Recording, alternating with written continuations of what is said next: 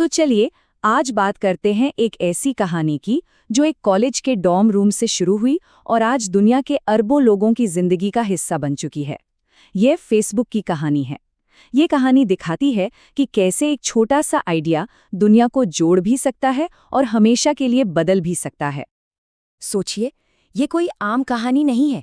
इसकी शुरुआत होती है एक क्लासरूम से और ये हमें बताती है कि कैसे एक छोटा सा विचार न सिर्फ पूरी दुनिया तक पहुंच सकता है बल्कि इसे पूरी तरह से बदल भी सकता है। तो चलिए कहानी की शुरुआत करते हैं इसके पहले चैप्टर से।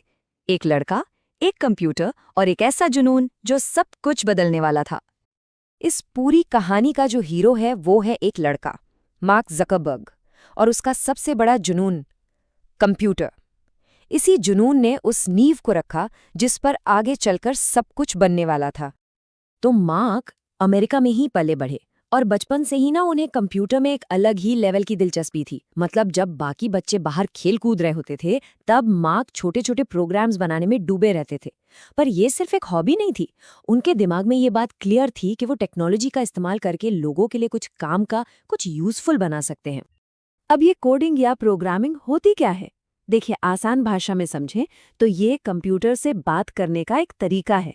जैसे हम और आप हिंदी में बात कर रहे हैं, वैसे ही कोड लिखकर कंप्यूटर को इंस्ट्रक्शन दिए जाते हैं कि भाई तुम्हें करना क्या है। और मार्क इस भाषा के कह सकते हैं एक उस्ताद बनते जा रहे थे।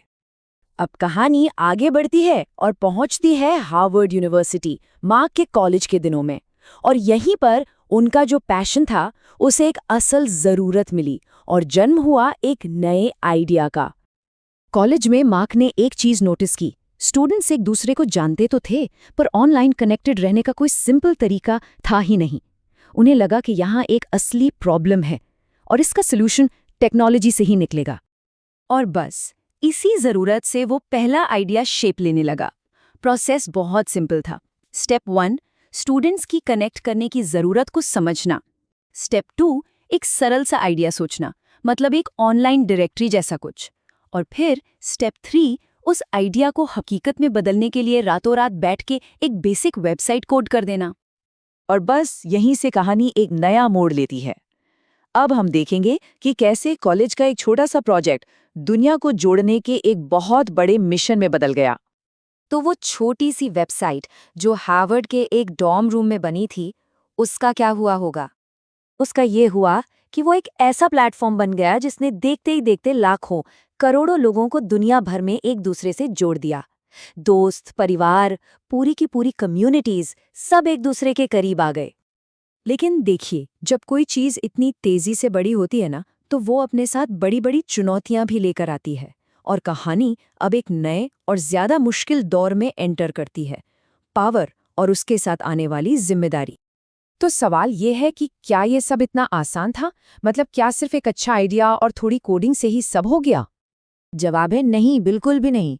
फेसबुक जैसे जैसे बड़ा होता गया ना, उसके सामने उतनी ही सीरियस चुनौतियां आती गई। लोगों के डेटा का क्या हो रहा है, उनकी प्राइवेसी कितनी सेफ है, इन सब सवालों को लेकर फेसबुक पर बहुत क्रिटिसिज्म हुआ। और यहीं पर फेसबुक की सबसे बड़ी मुश्किल सामने आती है। देखिए, एक तरफ तो वादा था लोगों को जोड़ने का, दोस्त, परिवार, सबको करीब लाने का, और दूसरी तरफ थी उन करोड़ों लोगों की पर्सनल जानकारी को प्रोटेक्ट करने की बहुत बड़ी जिम्मेदारी। इन दोनों के बीच बैलेंस बनाना ही फेसबुक के लिए सबसे बड़ा चैलेंज बन गया, जो आज भी जारी है। तो फिर इन सारे उतार चढ़ाव और चुनौतियों से हमें सबक क्या मिलता है? चलिए इस कहानी के सबसे जरूरी हिस्से पर आते हैं। और वो सबक सिर्फ मार्क ज़करबर्ग के लिए नहीं बल्कि हम सब के लिए है। वो ये कि टेक्नोलॉजी बहुत पावरफुल है और इसे बहुत सावधानी और सोच समझकर बनाना चाहिए। ये सिर्फ कहने की बात नहीं है, ये एक बहुत बड़ी, बहुत गहरी जिम्मेदारी है। तो अगर इस पूरी कहानी को समेटें तो क्या बातें निकलकर आती हैं? पहली तो ये कि छोटी उम्र में सीखी गई कोई स्किल और कड़ी मेहनत से बड़े आइडियाज जन्म ले सकते हैं। दूसरी और शायद सबसे ज़रूरी बात यह है कि लोगों को ऑनलाइन जोड़ने का मतलब सिर्फ एक प्लेटफॉर्म बनाना नहीं है, बल्कि उनकी सेफ्टी की जिम्मेदारी लेना भी है। और आखिर में टेक्नोलॉजी का मकसद लोगों को करीब लाना होना चाहिए, लेकिन हमेशा जिम्मेदारी के साथ। तो फेसबुक की ये कहानी हमें इनोवेशन के बारे में तो सिखाती ही है, पर जिम्मेदारी का पाठ भी पढ़ाती है।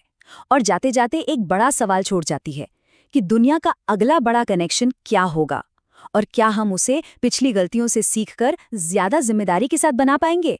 ये एक ऐसा सवाल है जिस पर हम सबको सोचना चाहिए।